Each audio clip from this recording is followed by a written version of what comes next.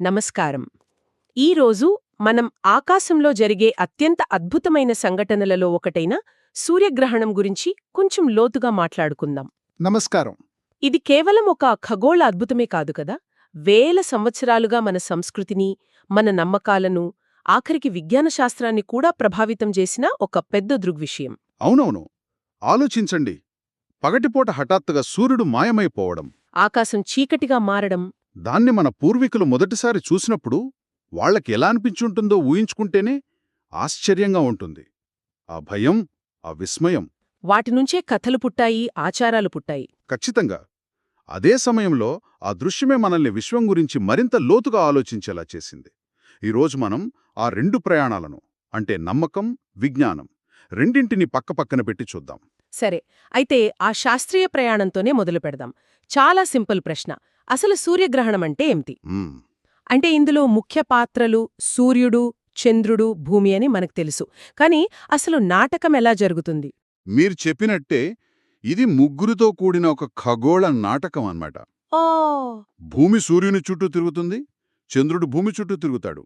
ఈ నిరంతర కక్ష్య నృత్యంలో అప్పుడప్పుడు చాలా అరుదుగా అన్నీ ఒకే లైన్లోకొస్తాయా? సరిగ్గా సూర్యుడికి భూమికి మధ్య ఖచ్చితంగా చంద్రుడు వచ్చినప్పుడు చంద్రుని నీడ భూమిపై పడుతుంది. ఆ నీడలో ఉన్న వాళ్లకు సూర్యుడు కనిపించడు. అంతే. దాన్నే మనం సూర్యగ్రహణం అంటాం. ఇక్కడే నాకొక డౌట్ వస్తుంది. ప్రతి అమావాస్యకు చంద్రుడు భూమికి, సూర్యుడికి మధ్యలోనే ఉంటాడు కదా. అవును, ఉంటాడు. మరి అలాంటప్పుడు ప్రతి నెలా మనకు గ్రహణం ఎందుకు కనిపించదు? చాలా మంచి ప్రశ్న. చాలామందికే ఇదే సందేహం వస్తుంది. దానికి కారణమేంటంటే చంద్రుని కక్ష, భూమి సూర్యుని చుట్టూ తిరిగే కక్ష, అవి రెండూ ఒకే తలంలో ఉండవు. అంటే కొంచెం తేడా ఉంటుందా? అవును. చంద్రుని కక్ష కొంచెం దాదాపు 5 డిగ్రీలు వంగి ఉంటుంది. ఓ, కేవలం 5 డిగ్రీలా? ఆ చిన్న వంపు వల్లే చంద్రుడి నీడ ప్రతి అమావాస్యకు భూమి మీద పడదు. అది భూమికి పైనో లేదా కిందనుంచో వెళ్ళిపోతుంది. ఎప్పుడైతే ఆ వంపు కూడా సరిగ్గా ఒకే రేఖ మీదకు వస్తుందో అప్పుడు మాత్రమే ఆ నీడ భూమిని తాకుతుంది. అందుకే గ్రహణాలు చాలా అరుదైన, చాలా ప్రత్యేకమైన సంఘటనలన్నమాట. అంటే ఆ చిన్న 5 డిగ్రీల వంపు వల్లే ఇదంతా. ఆ అమరికలో చిన్న తేడా వస్తే మనకు కనిపించే దృశ్యం కూడా పూర్తిగా మారిపోతుంది కదా. ఖచ్చితంగా మారిపోతుంది. సంపూర్ణ, పాక్షిక గ్రహణాలు అంటుంటాం. వాటి మధ్య తేడా ఏమిటి? ఆ తేడా చంద్రుడు భూమికి ఎంత దూరంలో ఉన్నాడు, ఆ నీడ భూమిపై ఎలా పడుతుంది అనే దానిపై ఆధారపడి ఉంటుంది. చంద్రుడు సూర్యుణ్ణి పూర్తిగా కప్పివేస్తే అది సంపూర్ణ సూర్యగ్రహణం. అవును. ఆ కొన్ని నిమిషాలు పగలే రాత్రవుతుంది. చల్లగా అనిపిస్తుంది. నక్షత్రాలు కూడా కనిపిస్తాయి. సూర్యుని చుట్టూ ఉండే ప్రకాశవంతమైన వాతావరణం, అంటే కరోనా కూడా మనకు కనిపిస్తుంది. వావ్! ఇక చంద్రుడు సూర్యుడిలో కొంత భాగాన్ని మాత్రమే కప్పితే అది పాక్షిక గ్రహణం. సరే. కానీ ఇంకో ఆసక్తికరమైన రకముంది. అదే కంకణాకార సూర్యగ్రహణం. కంకణాకారం అంటే? చంద్రుడు భూమికి కొంచెం దూరంగా ఉన్నప్పుడు దాని సైజు సూర్యుణ్ణి పూర్తిగా కప్పడానికి సరిపోదు. అప్పుడు సూర్యుడి మధ్య భాగాన్ని మాత్రమే కప్పి అంచున ఒక అగ్ని వలయంలా కనిపిస్తాడు. ఖచ్చితంగా. అందుకే దాన్ని రింగ్ ఆఫ్ ఫైర్ అంటారు. ఈ రింగ్ ఆఫ్ ఫైర్ ప్రస్తావన వచ్చింది కాబట్టి ఒక ముఖ్యమైన విషయం చెప్పాలి. చెప్పండి. సరిగ్గా 2 రోజుల్లో, అంటే ఫిబ్రవరి 17, 2026న ఒక కంకణాకార సూర్యగ్రహణం ఏర్పడబోతోంది. అవునా? కాని అది మనకు భారతదేశంలో కనిపించదు. ప్రధానంగా అంటార్కిటికా, దక్షిణ అమెరికాలోని కొన్ని ప్రాంతాలలో మాత్రమే కనిపిస్తుంది. మనం చూడలేకపోయినా ఈ విశ్వంలో ఇలాంటి అద్భుతాలు జరుగుతూనే ఉంటాయని ఇది గుర్తు చేస్తుంది. నిజమే. ఇప్పుడు మనకు దీని వెనక సైన్స్ తెలుసు కాబట్టి అద్భుతమంటున్నాం. కాని వేల సంవత్సరాల క్రితం అదే, ఎలాంటి శాస్త్రీయ పరిజ్ఞానం లేనప్పుడు ఆ దృశ్యం ఎంత భయాన్ని కలిగించి ఉంటుందో ఆలోచించండి. ఏమైనా ఉన్నాయా? ఖచ్చితంగా ఉన్నాయి. ఇప్పటి వరకు మనకు తెలిసిన అత్యంత పురాతనమైన ఆధారం ఐర్లాండ్లోని లఫ్క్రూ అనే ప్రాంతంలో రాతిపై చెక్కబడి ఉంది. రాతి మీద చెక్కారా? అవును. పురావస్తు శాస్త్రవేత్తలు దాన్ని విశ్లేషించి అది క్రీస్తుపూర్వం 3340 నవంబర్ 30 నాటిదని గుర్తించారు. అంటే 5000 సంవత్సరాల క్రితం. అవును. అప్పుడే మానవులు ఈ ఖగోళ సంఘటనను చూసి దాన్ని రాళ్లపై చెక్కారు. ఇది కేవలం రికార్డ్ చేయడం మాత్రమే కాదు, కొన్నిసార్లు ఈ గ్రహణాలు రాజకీయంగా కూడా చాలా పెద్ద మార్పులకు దారితీశాయి. అవును. ప్రాచీన చైనాలో జరిగిన ఒక సంఘటన గుర్తొస్తుంది నాకు. హీ మరియు హో అనే 2 జ్యోతిష్యుల గురించా? సరిగ్గా అదే. వాళ్ళిద్దరూ ఒక గ్రహణాన్ని ముందుగా ఊహించడంలో విఫలమయ్యారట. రాజు ఆగ్రహించి వాళ్ళిద్దర తలలు తీయించేశాడని ఒక కథ ఉంది. అమ్మో! అంటే అప్పట్లో గ్రహణాన్ని ఊహించడం అనేది కేవలం ఖగోళ శాస్త్రం కాదు, అది రాజు యొక్క దైవిక శక్తికి, సామ్రాజ్య స్థిరత్వానికి ప్రతీక. నిజమే. ప్రతి సంస్కృతి దీనికొక కథను అల్లుకుంది కదా. అవును. వైకింగ్ పురాణాలలో స్కాల్ మరియు హాటీ అనే 2 తోడేళ్లు సూర్యచంద్రులను వేటాడతాయని, అవి వారిని పట్టుకున్నప్పుడే గ్రహణాలు ఏర్పడతాయని నమ్మేవారు. అంటే భయాన్ని జయించడానికి, అర్థం కాని దానికొక అర్థాన్నివ్వడానికి ఇదొక మార్గం. ఖచ్చితంగా. అయితే మనం భయపడడం నుండి దాన్ని ఒక శాస్త్రీయ సాధనంగా వాడుకునే స్థాయికి ఎదిగాం. బహుశా దానికి బెస్ట్ ఉదాహరణ 1919లో వచ్చిన సంపూర్ణ సూర్యగ్రహణం. అది ఆధునిక భౌతిక శాస్త్ర చరిత్రలోనే ఒక మైలురాయి. ఆల్బర్ట్ ఐన్స్టీన్ పేరును ప్రపంచవ్యాప్తంగా మార్మోగేలా చేసింది. అవును. అప్పటికే ఐన్స్టీన్ తన సాపేక్ష సిద్ధాంతాన్ని ప్రతిపాదించారు. ఆయన ప్రకారం గురుత్వాకర్షణ అనేది కేవలం ఒక శక్తి కాదు, అది అంతరిక్షం మరియు సమయం యొక్క వంపు. అంటే సూర్యుడిలాంటి భారీ వస్తువు తన చుట్టూ ఉన్న స్పేస్ని వంచుతుంది. సరిగ్గా. ఆ వంపు గుండా ప్రయాణించే కాంతి కూడా వంగుతుంది అని ఆయన చెప్పారు. ఇది వినడానికి చాలా విప్లవాత్మకంగా ఉంది. కానీ సమస్య ఏంటంటే దాన్ని ఎలా నిరూపించడం? అదే అసలు సమస్య. సూర్యుడు అంత ప్రకాశవంతంగా ఉన్నప్పుడు దాని దగ్గరగా ఉన్న నక్షత్రాలను మనం చూడలేం. చూడటం అసాధ్యం గదా.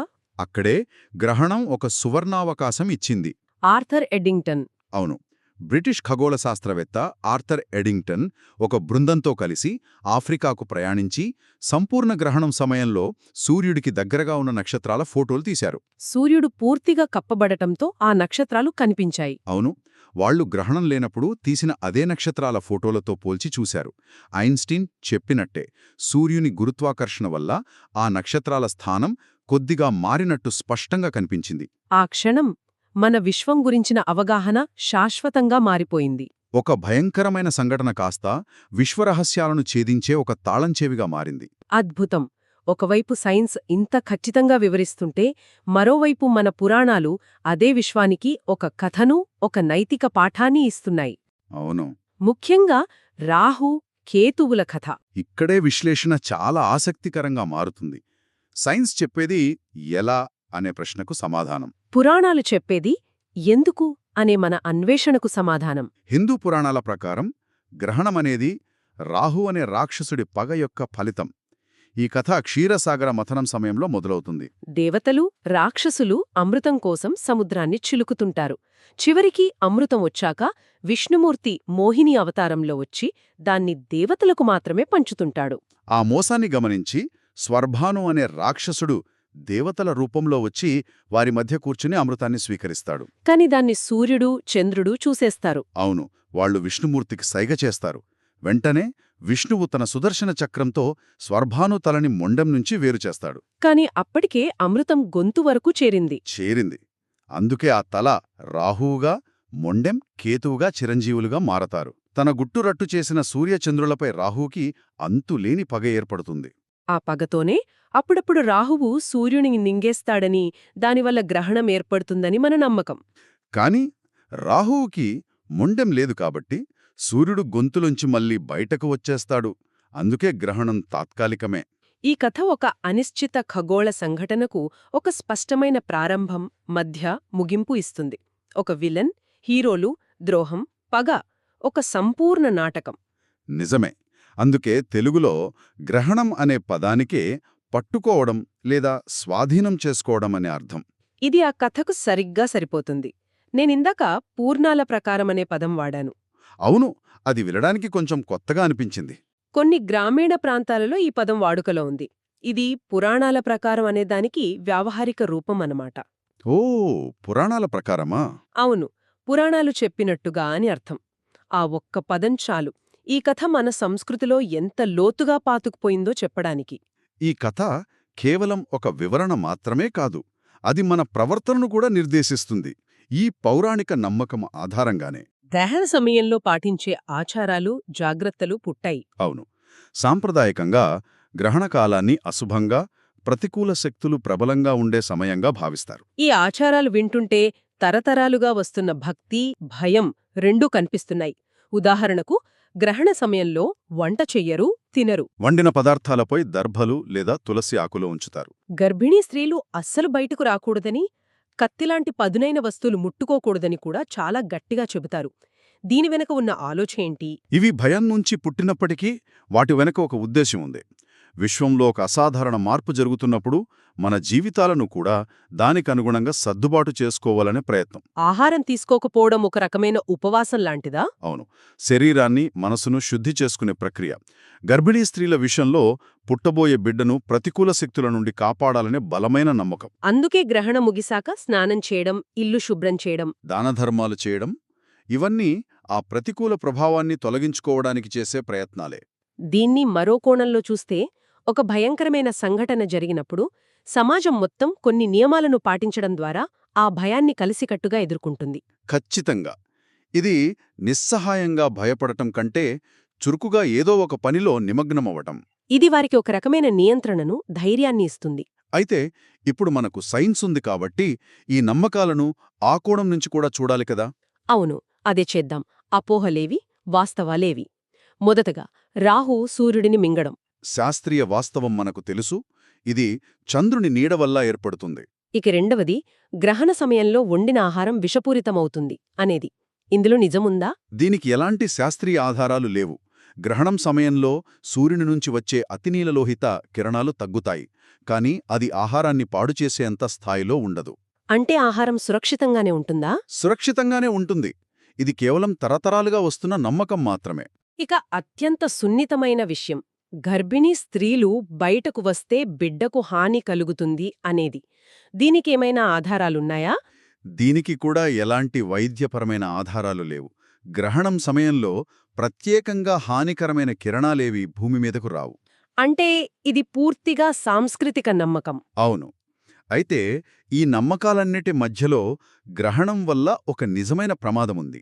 దానిని మాత్రం అస్సలు విస్మరించకూడదు. మీరు చెప్పేది నేరుగా సూర్యుడిని చూడటం గురించే కదా? ఖచ్చితంగా. ఇది అత్యంత ముఖ్యమైన విషయం. సరైన కంటి రక్షణ లేకుండా, అంటే ప్రత్యేకంగా తయారు చేసిన ISO సర్టిఫైడ్ గ్రహణ కళ్లద్దాలు లేకుండా సూర్యుని ఒక్క క్షణం కూడా చూడకూడదు. సాధారణ సన్ గ్లాసెస్, ఎక్స్రే ఫిల్ములు ఇవేవి పనిచేయవా? అస్సలు పనిచేయవు. సూర్యుని తీవ్రమైన కాంతి మన కంటిలోని రెటీనాను శాశ్వతంగా కాల్చేస్తుంది. దాన్ని సోలార్ రెటినోపథీ అంటారు. నొప్పి కూడా ఉండదంటారా? ఉండదు, కాని శాశ్వతంగా చూపుపోయే ప్రమాదముంది.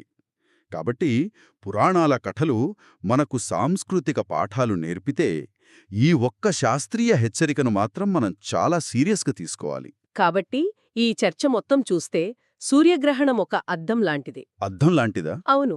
ఒకవైపు విశ్వం యొక్క ఖచ్చితమైన గణితాన్ని చూపిస్తే, మరోవైపు మానవ సంస్కృతి యొక్క ఊహాశక్తిని, కథలు చెప్పే తపనను ప్రతిబింబిస్తుంది. చాలా బాగా చెప్పారు. సైన్స్ మనకు ఎలా జరుగుతోందో వివరిస్తే, పురాణాలు ఎందుకు అనే మన అన్వేషణకు ఒక సమాధానాన్నివ్వడానికి ప్రయత్నిస్తాయి. ఒకటి భౌతిక ప్రపంచాన్ని వివరిస్తే, మరొకటి మన అంతర్గత ప్రపంచానికి ఒక అర్థాన్నిస్తుంది. ఐన్స్టీన్ సిద్ధాంతాన్ని నిరూపించిన గ్రహణం అదే. రాహు కథకు కారణమైన గ్రహణం కూడా అదే. దృశ్యం ఒకటే, కాని మనం దాన్ని చూసే కళ్ళు వేరు. అవును. ఈ రెండు దృక్కోణాలు ఒకదానికొకటి శత్రువులు కావు. అవి మానవ మేధస్సు యొక్క రెండు విభిన్నమైన ముఖాలు. ఆ సంఘటనను అర్థం చేసుకోవడానికి సహాయపడింది.